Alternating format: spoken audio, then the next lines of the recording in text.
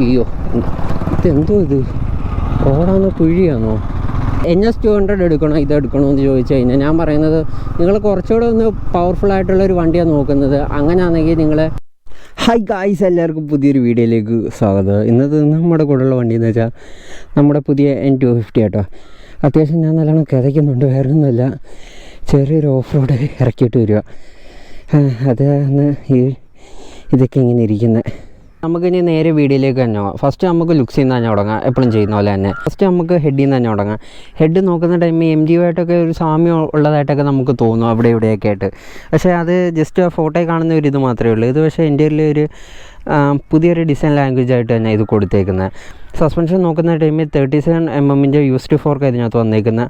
അത്യാവശ്യം കുഴപ്പമില്ലാത്ത ട്രാവലും കാര്യങ്ങളും വരുന്നുണ്ട്. അത്യാവശ്യം സോഫ്റ്റ് ആയിട്ടുള്ള സസ്പെൻഷനാണ്, അങ്ങനെ ഹാർഡ് സസ്പെൻഷൻ ഫീലോ ഒന്നും അല്ല ഇതിനകത്ത് വന്നേക്കുന്നത്. നമുക്ക് ഫ്രണ്ടിലത്തെ ടയർ സെക്ഷൻ നോക്കുന്ന ടൈമിൽ ഒരു 110/17 സെക്ഷൻ ടയേഴ്സാണ് ഫ്രണ്ട് വന്നേക്കുന്നത്. ട്യൂബ്ലെസ് ടയേഴ്സ് വന്നേക്കുന്നത്. ഈ അലോയുടെ ഡിസൈനൊക്കെ കണ്ടില്ലേ, നമ്മൾ നേരത്തെ പൾസർ സീരീസിലൊക്കെ കണ്ടുവന്നേക്കുന്നത് അതേ സെയിം അലോയ് സെറ്റപ്പ് തന്നെയാണ് ഇതിനകത്ത് വന്നേക്കുന്നത്. പിന്നെ നമ്മൾ ഫ്രണ്ടിലത്തെ ബ്രേക്ക് നോക്കുന്ന ടൈമിൽ 300mm ബ്രേക്ക് ഇതിനകത്ത് കൊടുത്തേക്കുന്നത്. അത്യാവശ്യം നല്ല ബ്രേക്കിംഗ് ബൈറ്റ് ഇതിനകത്ത് നിന്ന് കിട്ടുന്നുണ്ട് കേട്ടോ. പിന്നെ ഇതിനകത്ത് ഡുവൽ ചാനൽ ABSും വരുന്നുണ്ട്. അതിൻ്റെ ഭാഗത്തൊന്നും യാതൊരു കുഴപ്പമില്ല. അത്യാവശ്യം നല്ല ബ്രേക്കിംഗ് ബൈറ്റ് ഇതിനകത്ത് നിന്ന് തരുന്നുണ്ട്. അത്യാവശ്യം നല്ല പവർഫുള്ളായിട്ടുള്ളൊരു ബ്രേക്കിംഗ് കേട്ടോ ഇതിനകത്ത് വന്നേക്കുന്നത്. ഇനി നമുക്ക് സൈഡിലോട്ട് പോകാം. സൈഡ് നോക്കുന്ന ടൈമിൽ ഇവിടെ നമ്മൾ ടിപ്പിക്കൽ പൾസറിൽ കണ്ടുവന്നേക്കുന്ന പോലെ തന്നെയുള്ള ഒരു ടാങ്കാണ് വന്നേക്കുന്നത്. ഏകദേശം ഒരു 40 ലിറ്റേഴ്സിൻ്റെ ടാങ്കാണ് ഇതിനകത്ത് വന്നേക്കുന്നത്. അത്യാവശ്യം നല്ല മൈലേജും കിട്ടുന്നുണ്ട്. അത്യാവശ്യം കുഴപ്പമില്ലാത്തൊരു ടാങ്ക് റേഞ്ച് കിട്ടുന്നുണ്ട്. എന്ന് വെച്ചാൽ ഞാൻ പറയുന്നത് ഒരു 250 കാറ്റഗറി വരുന്ന ഒരു ബൈക്കിൻ്റെ ഇത് വെച്ചാൽ അത് വെച്ച് നോക്കുമ്പോൾ മോശമില്ലാത്ത നല്ലൊരു ടാങ്ക് റേഞ്ച് ഇതിനകത്ത് വരുന്നുണ്ട്. പിന്നെ നമ്മൾ എൻജിൻ സൈഡ് നോക്കുന്ന ടൈമിൽ ഒരു 249cc liquid cooled single cylinder എൻജിനകത്ത് ഇതിനകത്ത് വന്നേക്കുന്നത്. അത്യാവശ്യം കുഴപ്പമില്ലാത്ത പവർ ഔട്ട്പുട്ട് ഇതിനകത്ത് ഉണ്ടാക്കുന്നുണ്ട്. പ്രൊഡ്യൂസിങ് 24 PS പവറും 21 Nm ടോർക്കും ഇതിനകത്ത് പ്രൊഡ്യൂസ് ചെയ്യുന്നുണ്ട്. ഒരു 250 കാറ്റഗറി വെച്ച് നോക്കുമ്പോൾ ഇത് അത്യാവശ്യം കുറവാണെന്നാലും ഇത് മെയിനായിട്ട് കോമ്പീറ്റ് ചെയ്യാൻ പോകുന്ന ഒരു 250cc കാറ്റഗറി പെടുന്ന ബൈക്കുമായിട്ടല്ല. എന്നുവെച്ചാൽ എസ്പെഷ്യലി ഡൊമിനാർ 250 ഉണ്ട്, ഡ്യൂക്ക് 250 ഉണ്ട്, ജിക്സർ 250 ഉണ്ട്, അങ്ങനെയൊക്കെ കുറേ ബൈക്സുകൾ വരുന്നുണ്ട്. അതൊക്കെ വെച്ച് നോക്കുന്ന ടൈമിൽ ഇത് കുറച്ച് അണ്ടർ പവർഡ് ആയിട്ടുള്ള എൻജിനാണെന്ന് വേണമെങ്കിൽ പറയാം. ഇത് പിന്നെ ചെറിയൊരു കൂളിംഗ് സിസ്റ്റം ഇതിനകത്ത് വരുന്നുണ്ട്. പിന്നെ ബാക്കിലത്തെ ഡിസ്ക് നോക്കുന്ന ടൈമിൽ ഒരു 230mm ഡിസ്ക്കാണ് ബാക്കിൽ വന്നേക്കുന്നത്. ബാക്കിലത്തെ ടയർ സെക്ഷൻ നോക്കുന്ന ടൈമിൽ 140/17 സെക്ഷൻ ടയേഴ്സാണ് ബാക്ക് വന്നേക്കുന്നത്. അത്യാവശ്യം കുഴപ്പമില്ലാത്തൊരു പ്രൊഫൈൽ ടയേഴ്സാണ് ഇതിനകത്ത് വന്നേക്കുന്നത്. ടയേഴ്സിൻ്റെ ഫീഡ്ബാക്കൊക്കെ ഞാൻ ഓടിക്കുന്ന ടൈമിൽ ഡീറ്റെയിൽ ആയിട്ട് പറഞ്ഞുതരാം. വന്നേക്കുന്നുണ്ടല്ലേ, ഇതിൻ്റെ പുതിയൊരു ഡാഷ് ആട്ടോ ഇപ്പോൾ ഇതിനകത്ത് വന്നേക്കുന്നത്. ഇതിനകത്ത് ഒരുവിധപ്പെട്ട കാര്യങ്ങളെല്ലാം വന്നപ്പോൾ ഉണ്ട്. അതുമാത്രമല്ല, ഇതിനകത്ത് ഇപ്പോൾ ബ്ലൂടൂത്ത് കണക്ട് ചെയ്യാൻ പറ്റുന്നുണ്ട്. ഇവിടെ കുറച്ച് വാർണിംഗ് ലാംപ്സ് വന്നപ്പോൾ ഉണ്ട്. ട്രിപ്പ് A വരുന്നുണ്ട്, ട്രിപ്പ് B, അങ്ങനെ കുറച്ച് കാര്യങ്ങളൊക്കെ ഇനി എക്സസ് നോട്ടോട് ഒന്ന് കേൾപ്പിച്ചു തരാം.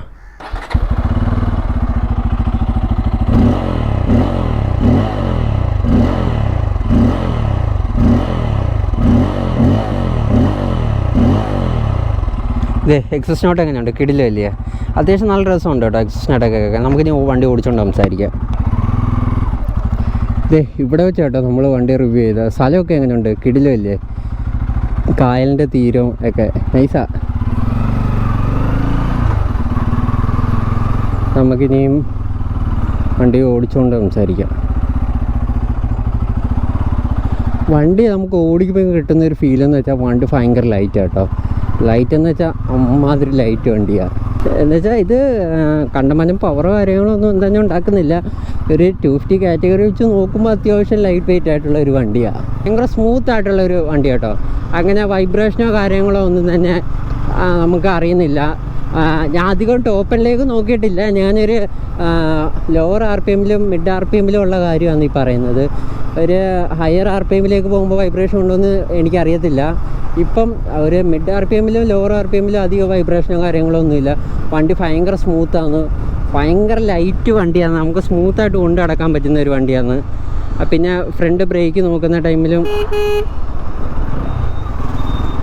ഫ്രണ്ട് ബ്രേക്ക് നോക്കുന്ന ടൈമിൽ അത്യാവശ്യം നല്ല ഷാർപ്പായിട്ടുള്ളൊരു ബ്രേക്ക് കേട്ടോ. 300mm ഡിസ്ക്കാണ് ഫ്രണ്ടിൽ കൊടുത്തേക്കുന്നത്. 4 പിസ്റ്റൺ കാലിപ്പേഴ്സ് ഒന്നും വരുന്നില്ല. അന്നെങ്കിൽ പോലും വണ്ടി അത്യാവശ്യം പിടിച്ചു നിർത്താനുള്ള എല്ലാ ബ്രേക്കും കാര്യങ്ങളും ഇതിൽ തന്നെ ഉണ്ട്. പിന്നെ ടയർ ഭയങ്കര ഷോകം കേട്ടോ. ടയറിന് ഷോകം എന്ന് പറയാൻ കാരണം എന്ന് വെച്ചാൽ ഒരു ഗ്രിപ്പ് വരുന്നില്ല. ഒരു സുഖമുള്ള രീതിക്കുള്ള ഒരു ഗ്രിപ്പല്ല ഇത്. എന്താ നമ്മൾ ബ്രേക്ക് പിടിക്കുമ്പോഴായാലും ഒരു കോർണർ ചെയ്യാനാണെങ്കിലും ഗ്രിപ്പ് അങ്ങോട്ട് ഒരു കിടിലായിട്ട് തോന്നുന്നില്ല. പിന്നെ എനിക്ക് കോർണർ ചെയ്യുന്ന ടൈമിലും യൂ ടേൺസ് ഒക്കെ എടുക്കുന്ന ടൈമിൽ എനിക്ക് തോന്നിയിട്ടുള്ളൊരു പ്രശ്നമെന്ന് വെച്ചാൽ ഈ ഒരു കോൺസെറ്റിൻ്റെ ഭാഗത്ത് എന്തോ ഒരു കംപ്ലൈൻറ്റ് പോലെ എനിക്ക് തോന്നുന്നുണ്ട് കേട്ടോ. ഈ കോൺസെറ്റ് ഒരു വല്ലാത്തൊരു ഇതുപോലെ എന്ന് വെച്ചാൽ ഒരു ടൈറ്ററായിട്ടിരിക്കുമല്ലോ, അങ്ങ് ആടി കളിക്കുന്ന ഒരു ഫീൽ പോലെ. എനിക്കങ്ങനെ അടി പോലൊന്നും കാര്യമായിട്ട് തോന്നുന്നില്ല, പക്ഷേ ഭയങ്കരമായിട്ട് എന്താ പറയുന്നത്, ആടി കളിക്കുന്ന പോലത്തെ ഒരു ഫീലാണ്. ഇവിടെയൊക്കെ ഇറങ്ങുന്ന ടൈമിൽ എനിക്ക് കോൺസെറ്റിൻ്റെ ഭാഗത്ത് അടിയല്ല തോന്നുന്നത്, ഒരു എന്താ പറയുന്നത്, ഈ ഒരു മൗണ്ട് ചെയ്തേക്കുന്ന ഇവിടെ ഉണ്ടല്ലോ ഹാൻഡിലിൻ്റെ അവിടെ ഭയങ്കര ലൂസ്, ഒരു എന്താ ഹാർഡായിട്ട് നിൽക്കുന്നില്ല. സാറിന് ഒരു ഹാർഡായിട്ട് നിൽക്കുമ്പോഴല്ലേ നമുക്ക് സ്റ്റെബിലിറ്റി ഒക്കെ തോന്നുന്നത്. ഇത് ഭയങ്കര സോഫ്റ്റായിട്ട് അങ്ങോട്ടും ഇങ്ങോട്ടും ഒക്കെ അടി കളിക്കുന്ന പോലെയൊക്കെ തോന്നുന്നു. അങ്ങനെ അടിയൊന്നും നമുക്ക് കിട്ടുന്നൊന്നുമില്ല. പിന്നെ ക്ലച്ച് ഫീൽ നോക്കിയാലും അത്യാവശ്യം ഭയങ്കര ലൈറ്ററായിട്ടുള്ള ക്ലച്ചാണ് വരുന്നത്. സ്ലിപ്പർ ക്ലച്ച് വരുന്നുണ്ട് ഇതിനകത്ത്, ട്രാക്ഷൻ കൺട്രോൾ വരുന്നുണ്ട്. അതിൻ്റെ ഭാഗത്തൊന്നും യാതൊരു കുഴപ്പമില്ല. ശരിക്കും ഇതിനകത്ത് ട്രാക്ഷൻ കൺട്രോളിൻ്റെ ഒന്നും യാതൊരു ആവശ്യമൊന്നും ഇല്ല. ഏകദേശം 24 PS പവറേ ഉണ്ടാക്കുന്നുള്ളൂ. ആ ഒരു പവർ 24 PS പവറെന്ന് വിചാരിക്കുമ്പോൾ നിങ്ങൾ വിചാരിക്കും കുഴപ്പമില്ലാത്ത പവർ, റോ പവറൊക്കെയാണ്. പക്ഷേ അങ്ങനെയൊന്നുമല്ല, ഭയങ്കര ലീനിയറായിട്ടാണ് നമുക്ക് വണ്ടി പവർ ചെയ്യുന്നത്. അങ്ങനെയൊക്കെ നോക്കുന്ന ടൈമിലും കുഴപ്പമില്ല, ഭയങ്കര നിമ്പിളാണ് വണ്ടി ഓടിച്ചുകൊണ്ട് നടക്കാൻ. ഗൈസ്, ഞാൻ പറഞ്ഞില്ലേ ഇതിനകത്ത് 3 മോഡ് ഉണ്ടെന്ന്. ഒന്നെന്ന് വെച്ചാൽ റെയിന്, പിന്നെ ഓഫ് റോഡ്, പിന്നെ റോഡ്. റോഡിലാണ് അത്യാവശ്യം ഫുൾ പവറും വലിയ ABS ഇൻ്റർഫിയർ ചെയ്യാത്തതും ട്രാക്ഷൻ കൺട്രോളും എല്ലായിട്ടും ഇൻ്റർഫിയർ ചെയ്യാത്തതും. നമ്മൾ റെയിനിലേക്ക് വരുന്ന ടൈമിൽ ട്രാക്ഷൻ കൺട്രോൾ ഭയങ്കരമായിട്ട് നമ്മളെ ഇൻ്റർഫിയർ ചെയ്യുന്നുണ്ട്. പിന്നെ തന്നെയാണ് റൈഡ് മോഡ്സിനെ പറ്റി പറയുമ്പോൾ ക്ലച്ച് ഫീൽ ഭയങ്കര സോഫ്റ്റാണ്. ഗിയർ ബോക്സ് നോക്കിയാലും അത്യാവശ്യം ഭയങ്കര പ്രിസൈസ് ആയിട്ടുള്ള ഷിഫ്റ്റിംഗ് ആണ്. ഭയങ്കര സ്മൂത്തായിട്ടുള്ള ഗിയർ ബോക്സ് കേട്ടോ. അതിൻ്റെ ഭാഗത്തുനിന്ന് യാതൊരു കുഴപ്പമില്ല. നമുക്ക് ഒരു തരത്തിലുള്ള മടുപ്പോ കാര്യങ്ങളോ ഒന്നും തന്നെ തോന്നുന്നില്ല. ഭയങ്കര സോഫ്റ്റാണ്. നമുക്ക് എങ്ങനെ വേണമെങ്കിലും കൊണ്ടു നടക്കാൻ പറ്റുന്ന ഒരു ലൈറ്റ് വണ്ടി. അയ്യോ, ഇതെന്തോ ഇത്, റോഡാണോ കുഴിയാണോ? സാധാരണ നമ്മൾ പൾസർ എന്ന് കേൾക്കുമ്പോൾ ചെറിയ പൈസയ്ക്ക് കൂടുതൽ പവർ എന്നുള്ള ഒരു കൺസെപ്റ്റ് ഇല്ല. പക്ഷേ ഈ വണ്ടിക്കകത്ത് ആ ഒരു കൺസെപ്റ്റ് അല്ല. എന്നുവെച്ചാൽ ഒരു 250cc വണ്ടിയാണ്. അധികം വൈബ്രേഷനോ കാര്യങ്ങളോ ഒന്നും തന്നെ ഇല്ല. നമുക്ക് കുഴപ്പമില്ലാതെ ഹൈവേ കൊണ്ടു നടക്കാം. നമ്മൾ ഡോമിനാർ 250ക്കകത്ത് കണ്ടുപോലെ ഉള്ള പവറോ കാര്യങ്ങളോ ഒന്നും തന്നെ ഇല്ല. അങ്ങനെ അത്രയും വെയിറ്റും ഈ വണ്ടിക്കകത്തില്ല. ഭയങ്കര ലൈറ്റുമാണ്. പിന്നെ ശരിക്കും അതിനകത്താണ് ട്രാക്ഷൻ കൺട്രോളൊക്കെ കൊടുക്കേണ്ടത്. അതിനകത്ത് കൊടുത്തിട്ടില്ല, ഇതിനകത്താണ് കൊടുത്തേക്കുന്നത്. പിന്നെ ഞാൻ വേറൊരു കാര്യം പറഞ്ഞുതരാം.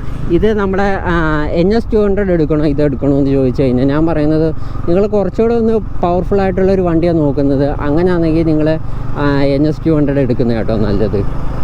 അതാണ് കുറച്ചുകൂടെ നല്ലത്.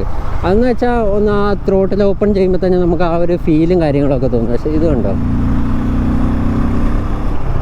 ഇത് അങ്ങനെയുള്ള ഒരു ഫീലോ കാര്യങ്ങളൊന്നും തന്നെ നമുക്ക് തരുന്നില്ല. അങ്ങനെ ഞാൻ പറഞ്ഞത് വലിയൊരു പവർഫുള്ളായിട്ടുള്ള വണ്ടിയൊന്നും അല്ല ഇത്. പിന്നെ ബാക്ക് ബ്രേക്കിനെ പറ്റി പറഞ്ഞില്ലല്ലോ. ബാക്ക് ബ്രേക്ക് നോക്കുന്ന ടൈമിൽ അത്യാവശ്യം കിടിലമായിട്ടുള്ള ഒരു ബ്രേക്കിങ് തരുന്നുണ്ട്. എനിക്കിഷ്ടപ്പെടാത്തൊരു സംഭവം എന്ന് വെച്ചാൽ ഇതിൻ്റെ ടയറിൻ്റെ കോൺഫിഡൻസ് ഷോക്ക് കേട്ടോ. പ്രത്യേകിച്ച് ഒരു സുഖമില്ലാത്തൊരു ഇതാണ്. വലിയൊരു കോൺഫിഡൻസോ കാര്യങ്ങളൊന്നും വരുന്നില്ല. പ്രത്യേകിച്ച് റോഡിലൊക്കെ ചെറിയ ചരലോ അങ്ങനെയൊക്കെ ഉണ്ടെങ്കിൽ തീരെയും കോൺഫിഡൻസ് തരാത്തൊരു ടയറാണ് കേട്ടോ. എൻജിൻ സൈഡ് നോക്കുന്ന ടൈം വലിയ പവർഫുള്ളായിട്ടുള്ള എൻജിനല്ല.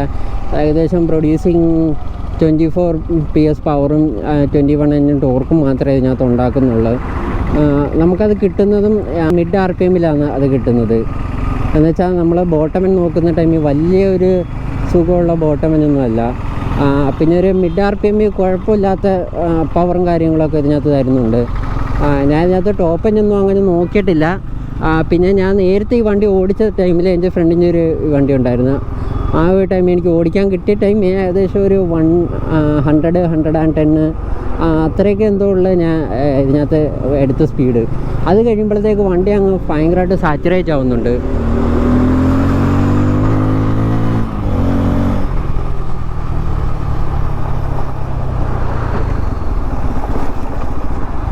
സസ്പെൻഷൻ കുഴപ്പമില്ലാത്ത സോഫ്റ്റ്, പക്ഷേ ബാക്ക് എനിക്ക് ആ ഒരു സോഫ്റ്റ്നെസ് തോന്നുന്നില്ല. കുറച്ചുകൂടെ ഒന്ന് ഹാർഡാണ്. പല ടൈമിൽ ഞാൻ ചാടുന്നുണ്ട് കേട്ടോ.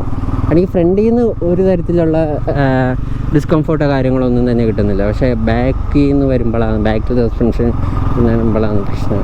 പിന്നെ സീറ്റിൻ്റെ ഒരു ഫീലൊക്കെ നോക്കുന്ന ടൈമിൽ കുഴപ്പമില്ലാത്തൊരു സീറ്റും കാര്യങ്ങളൊക്കെ തന്നെയാണ്. അത്യാവശ്യം കംഫോർട്ടായിട്ടുള്ള ഒരു സീറ്റാണ്, കുഴപ്പമില്ല.